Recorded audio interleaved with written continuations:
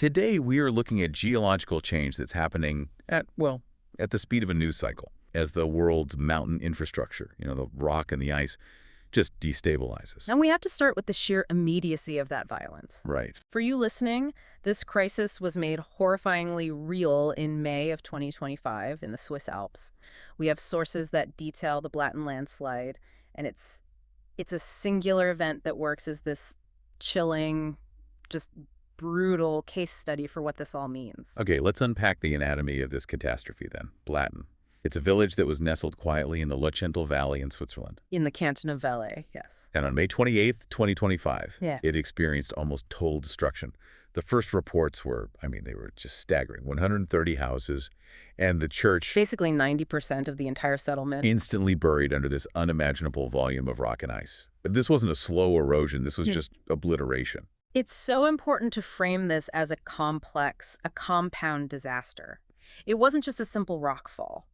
The failure started high above the village. Okay. It involved two things, the Kleines Nesthorn peak and the Birch Glacier, which sits right beneath The it. geology of that peak matters. Right. The type of rock. It matters profoundly. The Kleines Nesthorn is made of complex sequences of metamorphic rock gneiss and amphibolite. And what does that mean in practical terms? It means the rock is layered. It's highly prone to shearing, to fracturing, especially when its internal support system, the mountain's frozen glue, starts to fail. But permafrost. The permafrost. So we have this unstable foundation of rock, but it was the ice below that really turned it into this dynamic weapon. It did. And what's so counterintuitive here from what I'm reading in the sources is this unique precursor.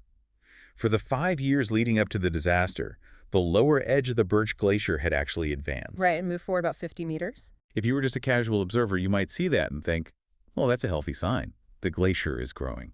But that advance was completely deceptive. It wasn't fueled by new snow or freezing temperatures at all. So what was it? It was caused by the sheer weight, the accumulation of weathered rock and continuous debris from repeated rockfalls since 2019. All that material was just piling up on the glacier's end. So the mountain was literally shedding its skin. That's a great way to put it. And that material was building up, giving this illusion of forward movement, while actually, and this is the critical part, it was overloading the glacier itself. And that overburden, that extra weight, created the perfect conditions for failure. The event officially kicked off on May 14th, 2025. That's when they detected significant instability. The rock mass, already compromised, started to fracture and move rapidly. The first rock falls just blanketed the upper section of the Birch Glacier. And that triggered these massive debris flows that at first halted about 500 meters above the Lonza River on the valley floor. But it was the acceleration in the days that followed that was so terrifying. And that's what led to the evacuation. It's what forced the evacuation. The mandatory order for the 300 residents of Blatten and nearby Red went out on May 19th. And they were given, 2 hours to leave? Just 2 hours. The reason for that urgency was that the critical rock formation up at Kleines Nesthorn had moved a horrifying 17 meters in just 3 days. 17 meters in 72 hours. Yes. The geologists on site knew. They recognized that a total collapse wasn't just possible, it was imminent. When you hear a number like that, it's clear the risk models were just completely overwhelmed. Which brings up a really important question. Why was Blatten even populated right up to the last minute? That's the key policy question here. The sources are clear that the village was not listed as a major risk area on the Canton de Valais hazard map. So why were the authorities still relying on these, historical models? Especially when the anecdotal evidence of more and more rockfalls was so clear. Isn't that a fundamental flaw in how we govern these mountain areas today? It highlights this massive lag between the reality of climate change and bureaucratic risk assessment. The hazard maps, they rely on long-term probability. Right, like a 1 in 300-year event or something. Exactly. They typically discount events that are rarer than that 1 in 300-year threshold. But what the experts missed, and what climate change is forcing everyone to accept, is that those probabilities aren't stationary anymore. The rules are changing. The rules are being rewritten in real time every single year because of permafrost melt. Those historical baselines are becoming obsolete almost overnight. They were looking at the past, but the future had already arrived. And in the middle of all this geological chaos and, frankly, policy failure, the media latched onto this one single poignant detail. The cow, Loney. The lame cow, Loney.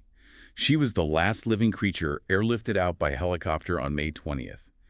It felt like this symbolic farewell to a way of life that had been in that valley for centuries. It's a small emotional footnote, but it really underscores the totality of the abandonment. You Uh, save the cow because the pasture itself, the very land, is about to slide a away. very calm moment before the A storm. calm before the physical storm, yes.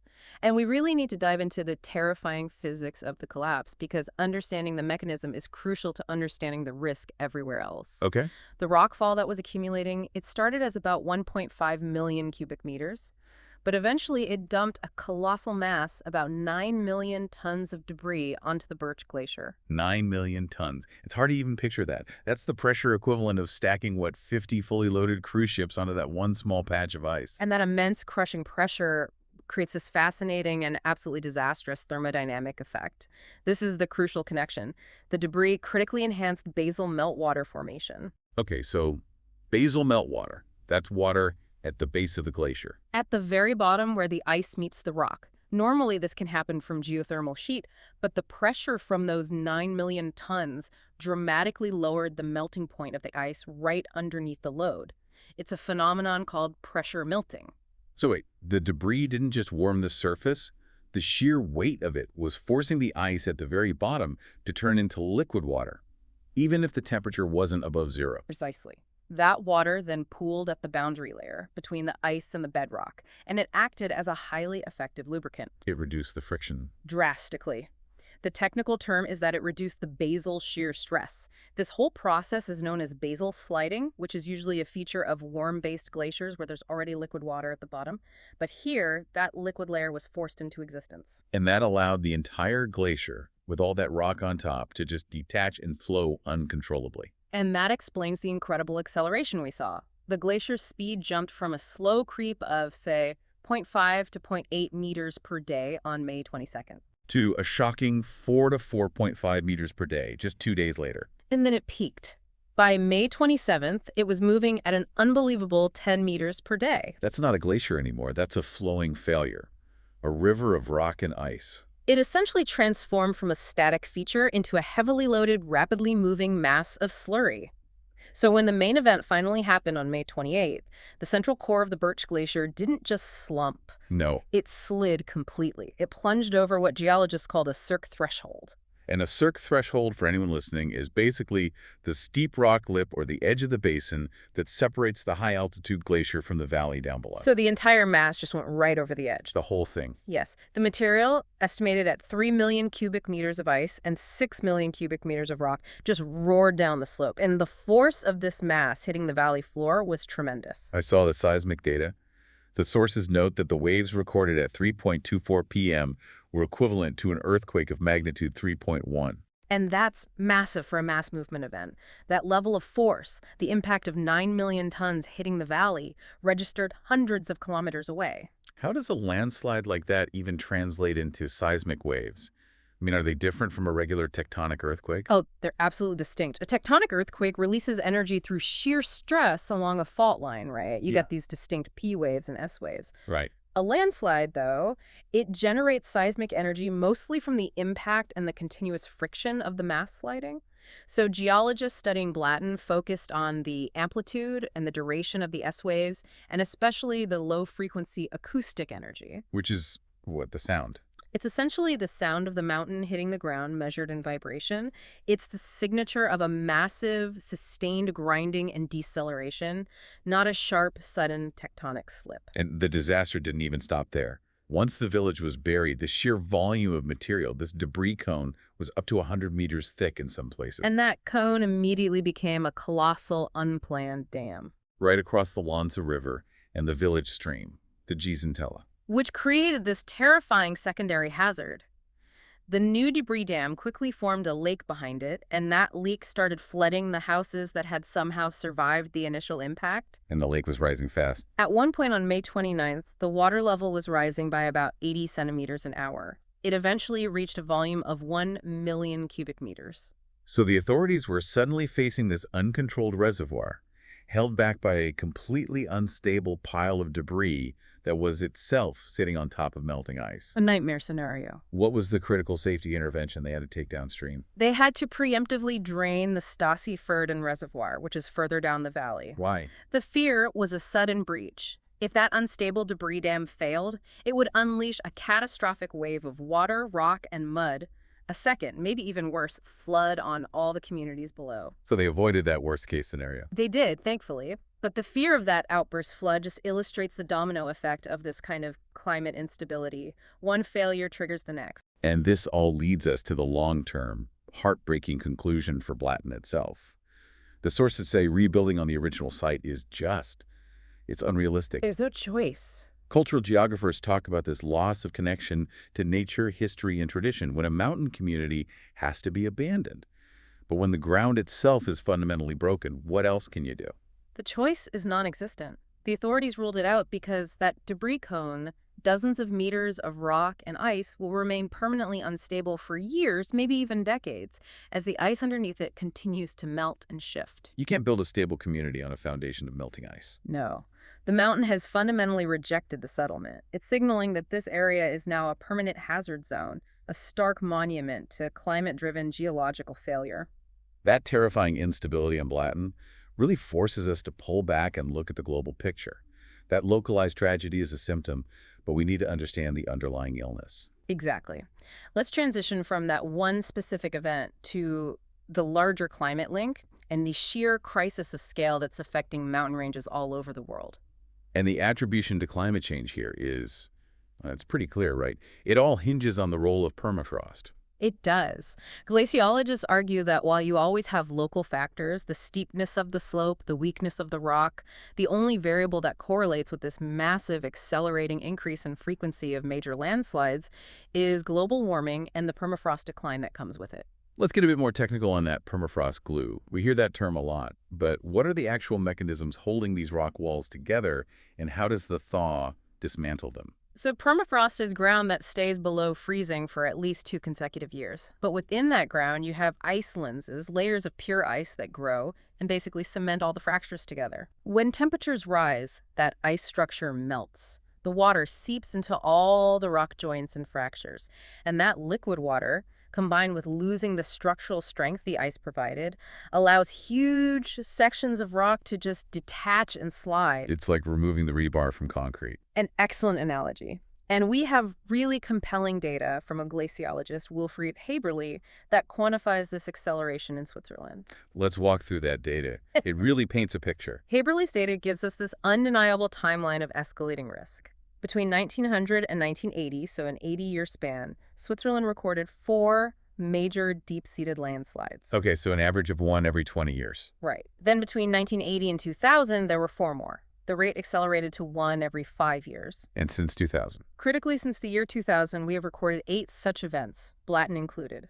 This means the average frequency has spiked to roughly 1 major disaster every 3 years. That's a geometric acceleration, not a linear one. It's terrifying. And there's a quote he used to describe this that it crystallizes the whole mechanism for me. The sandcastle analogy. Yes, every child knows you can't build sandcastles in a sandbox if the sand is frozen.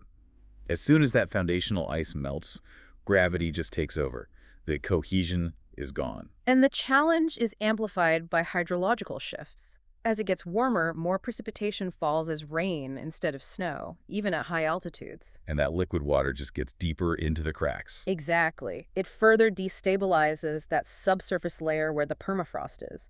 North-facing slopes, like the one above Blatten, they were traditionally thought of as stable because they held onto permafrost, but now they're proving to be just as vulnerable. So the old rules don't apply anymore. Not at all. It's forced scientists, as one researcher, Jan Butel, noted, to rely heavily on sophisticated monitoring ground radar, high-resolution drones to try and assess the liquid water content in these fractured zones. Satellite data just can't penetrate deep enough to give that warning. So Blatten is the local tragedy, but the mechanism is driving a global crisis. Let's shift our perspective to that worldwide scale using the very sobering mass loss metrics from the World Glacier Monitoring Service and NASA. The numbers are just astronomical. We are talking about colossal, almost unimaginable loss of mass. Since 1975, The world's glaciers, and this isn't even counting the big ice sheets in Greenland and Antarctica, have lost over 9,000 billion tons of ice. 9 trillion ton. 9 trillion. And to help you visualize that, the director of the WGMS gave a staggering comparison. That volume is equivalent to a massive block of ice, 25 meters thick, covering the entire country of Germany. A 25-meter thick ice block, the size of Germany. Yeah, it is. That's a profound way to visualize what has simply vanished into the ocean. And the acceleration is just relentless. It is. The data shows that 7 of the 10 most negative mass balance years, meaning the years with the largest ice loss, have all occurred since 2016. All in the last decade, basically. And the period from 2022 to 2024 saw the largest 3-year loss of glacier mass ever recorded. This is not a slow retreat. This is a disintegration. And the implications are terrifying for what we call the world's water towers. Right. Glaciers aren't just frozen scenery. They store 70% of the world's fresh water. And when you talk about water towers, you're talking about the high mountain regions that regulate water supply for literally billions of people. Can we get specific? Which regions face the most immediate threat? Absolutely. The most threatened are the most populated. Think of the Himalayas and the Tibetan Plateau, the third pole. It feeds 10 of Asia's largest rivers, the Indus, the Ganges, the Yangtze, the Mekong. Rivers that support hundreds of millions of people. Hundreds of millions downstream in India, China, Southeast Asia. They depend entirely on that stored winter water being released predictably during the hottest, driest parts of the year. And it's that predictability that's failing. It's vanishing. It's being replaced by sudden, dangerous torrents instead of steady seasonal flow. And it's the same story in the Andes, where glaciers are critical for major cities and agriculture in South America. The failure of that predictability is a failure of the foundation of agriculture and civilization in those regions. Which brings us to this grim extinction timeline that glaciologists are now modeling. Yes, we're moving past just measuring volume loss. We're predicting actual geographical disappearance. And the projections for the European Alps are particularly stark. They are. The peak rate of extinction, the point where over 100 individual glaciers are expected to disappear permanently every single year, is forecast for just 2033. 8 years from now. 8 years. And once a glacier is gone, that water source is gone forever. And what about globally? Under our current trajectory, which projects warming of about 2.7 degrees Celsius. The numbers are devastating. Under that scenario, global glacier losses would peak at an astonishing rate of about 3,000 glaciers disappearing permanently every single year by 2040. 3,000 a year. And by the end of the century, with 2.7 degrees of warming, 80% of today's remaining 200,000 glaciers could be gone. And even in the best case, 1.5 degree scenario. Even then, we still face annual losses capping at around 2,000 glaciers a year by 2040. The researchers are clear. These peak loss dates aren't just abstract numbers. They mark turning points for profound social and ecological stress. They impact an estimated 2 billion people who rely on that mountain water for their survival. It's a fundamental shift in the planet's entire hydrological architecture. And we can't forget the ocean connection in all this. No, glacier melt is currently the second largest contributor to sea level rise, right after the thermal expansion of the warming ocean itself. And the numbers there are also stark. The total loss between 2000 and 2023 contributed 18 millimeters to global sea level rise, and every single millimeter of rise exposes another 200,000 to 300,000 people globally to annual coastal flooding. So the crisis of the mountains becomes the crisis of the coasts. Direct. The global data gives us the sheer scale, but the experience on the ground offers these tangible human examples of the accelerating crisis. Let's shift south now, from Switzerland to the Italian Alps, to look at a couple of case studies. Yes, one that illustrates the difficulty of even monitoring this rapid melt, and another that shows the strange historical consequences of it all. So let's start with the Ventina Glacier in Lombardy. You're saying this is a powerful example of how the speed of melt is forcing glaciologists to just abandon their traditional methods. It is, because the environment has become too dangerous and too dynamic. Okay, so what's the baseline? What's the history of retreat at Ventina? Since monitoring began back in 1895, the Ventina Glacier has lost 1.7 kilometers in length, which is a massive loss over a century. But the acceleration is the real story. It is. 431 meters of that loss happened in just the last 10 years. And nearly half of that, over 200 meters, has vanished since 2021. So it's in free fall. It is, and it's driven by the fact that the Alps are a climate hotspot. They're warming at double the global average, which has resulted in over 64% volume loss across all alpine glaciers. When you look at that rate, losing a kilometer over 100 years, and then almost half a kilometer in less than a decade, it completely changes the nature of the scientific work. Yeah. Why are the traditional measurement stakes now obsolete there? They're obsolete because the environment is just too unsteady. Traditionally, a glaciologist would place a wooden or a metal stake directly into the ice to measure the recession rate year by year. Right. But now, as the sources explain, those stakes are constantly getting buried or knocked over by continuous rock slides, debris flows, and these sudden deep crevasses that open up as the ice shifts. You just can't safely or reliably place equipment there anymore. It's a literal retreat of science from the front lines. The method itself has had to change entirely. Exactly. The members of the Lombardy Glaciological Service pointed out that until the 1980s, they could rely on natural cycles of retraction followed by regeneration. But now the hot summers are so frequent that the winter snowpack just doesn't survive. The glacier can't recover. So they have to monitor it remotely now. They are now wholly reliant on remote sensing, LiDAR, drone photogrammetry, specialized thermal imagery. They use all of that to track the shrinkage, because putting a person on the ice for physical measurement is just too high risk. That story really shows the vulnerability of the mountains to the future. But then, sometimes this retreat opens a window into the past. Yes, and it offers this strange, almost positive outcome for historians, at least. So let's move to the Platilio Glacier, also in northern Italy, near Stelvio National Park. This glacier marked the static combat line during World War I, the infamous White War. The White War was an unbelievably brutal, high-altitude conflict. It was fought between the Kingdom of Italy and the Austro-Hungarian Empire. The opposing trenches were often less than 500 meters apart. Soldiers spent years just enduring these freezing, snow-laden conditions. They were fighting the enemy, but also fighting the mountain itself. Absolutely. They were digging complex fortifications and shelters directly into the ice and permafrost, reinforcing them with timber and rock. So as our modern climate crisis melts this ice, it's exposing perfectly preserved artifacts from a century-old conflict. It's like a vast, frozen time capsules opening up. It is. And the most valuable finds are those organic materials that would have just disintegrated instantly otherwise. And the sources detail one specific find, right? A bunker. In 2020, they discovered a near-intact Austro-Hungarian platoon bunker. And this wasn't just a pile of rubble. The wooden structure was still structurally intact, though it was still partly encased in ice. What specifically did they find inside this high-altitude relic? They found material that paints this vivid picture of the soldiers' daily lives. We're talking about paper records, military uniforms, clothing, and most compellingly, the hay that they used for bedding. And those things only survived because they were in this cold, anaerobic environment. Zero oxygen, zero decomposition. As the ice fragments and melts, it's just delivering these incredibly fragile organic objects to the surface. But that very exposure creates a race against time.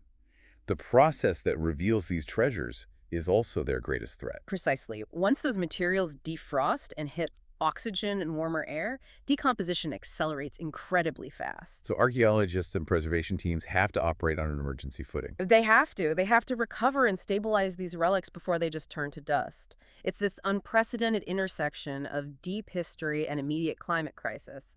The glacier is yielding its secrets, but only for a fleeting moment. That urgency to intervene to save history really mirrors the need for modern-day intervention to secure the mountain communities themselves. A perfect parallel. And that immediate need for safety intervention brings us to the final part of our deep dive, the human response. We've seen the scale of the threat, the immediate risk in Blatten. When catastrophe is a constant threat, how are communities fighting back? And what do scientists say is truly effective versus just a temporary measure? Right. Well, we've established that in the Alps, local authorities are dealing with these immediate localized hazards from meltwater accumulation, which often form dangerous temporary lakes. And the Pralognan-Lavenoir's intervention in the French Alps is a perfect case study of that proactive, expensive, and critical mitigation. It is. So what was the specific threat facing that community? A huge lake formed high up above the village from the rapid melting of the Grand Marché Glacier.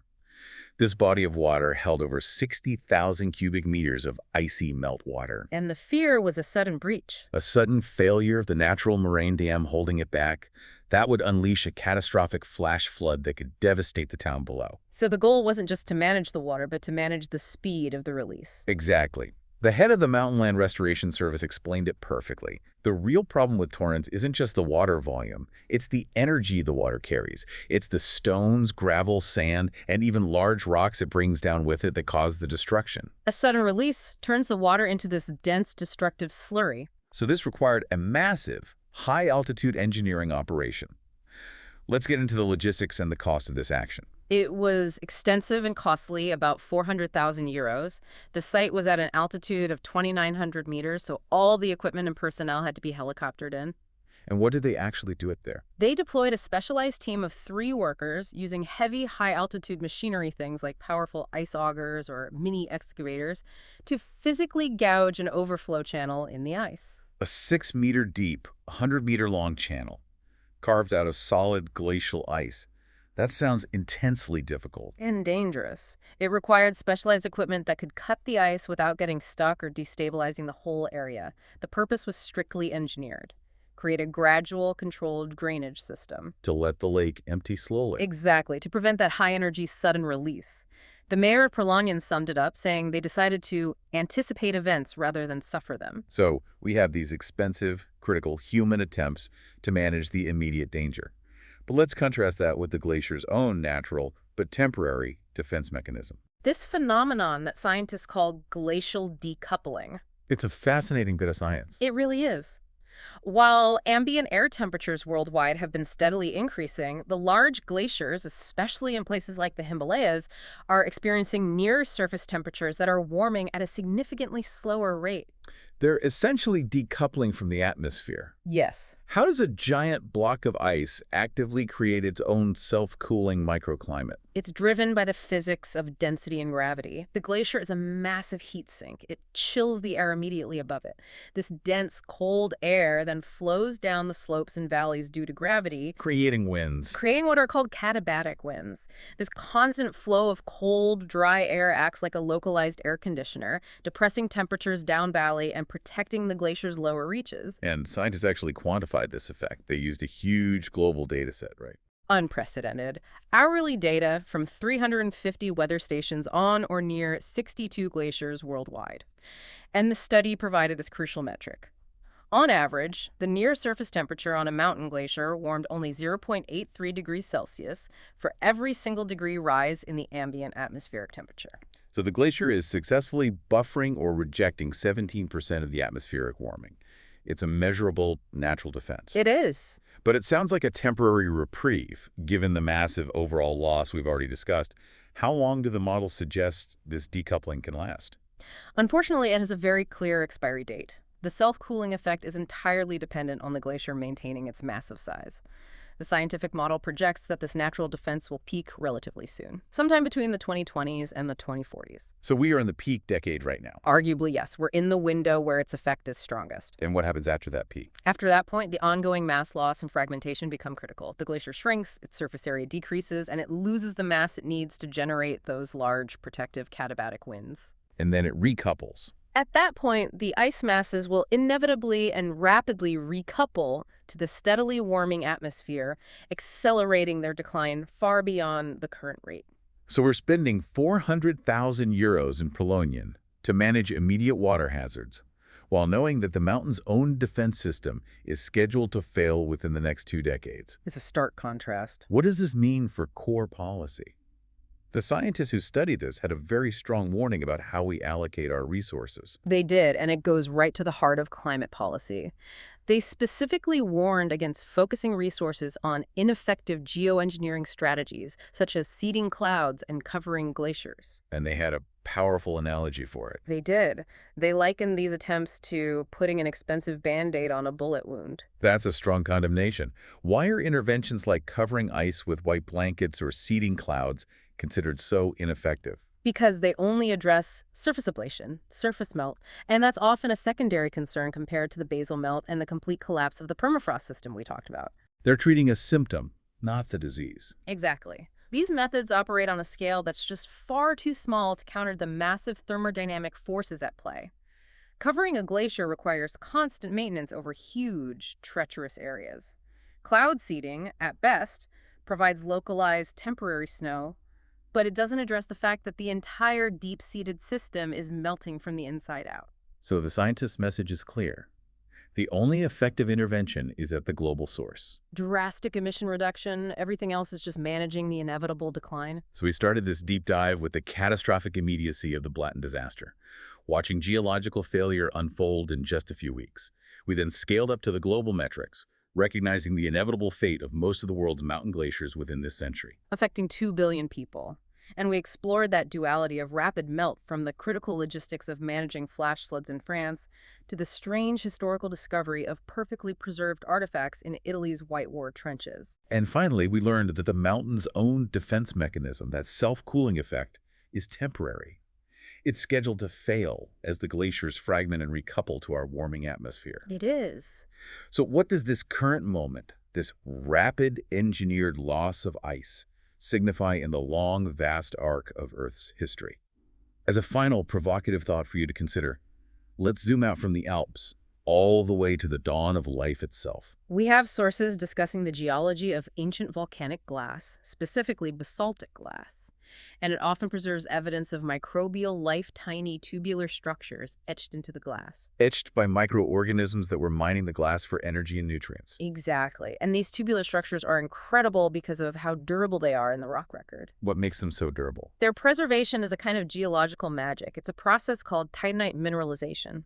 Titanite is this highly resilient calcium titanium silicate mineral that grows inside the tunnels the microbes created, So it effectively casts the biological structure in stone. making it incredibly resistant to heat, pressure, metamorphism, everything. And scientists have used this evidence to trace a microbial habitat based on basaltic glass all the way back to the Archean age. Which is about 3.5 billion years ago. 3.5 billion years. These tiny life signatures survived immense geological upheaval, all preserved by this titanite coating. When we place that astonishing timescale, 3.5 billion years of tiny life, leaving a durable, identifiable fossil record next to the rapid human-driven loss of 80% of our mountain ice in just a few decades, it raises a profound question. What will the geological signature of our current era be? Will our legacy be the brief, catastrophic speed of geological change marked not by durable fossils, but by massive, newly created debris cones and the permanent absence of the world's vital water towers? The speed of the ice loss we see today is geological change, but it's change driven by us, happening at the speed of human history. This is knowledge that demands immediate application.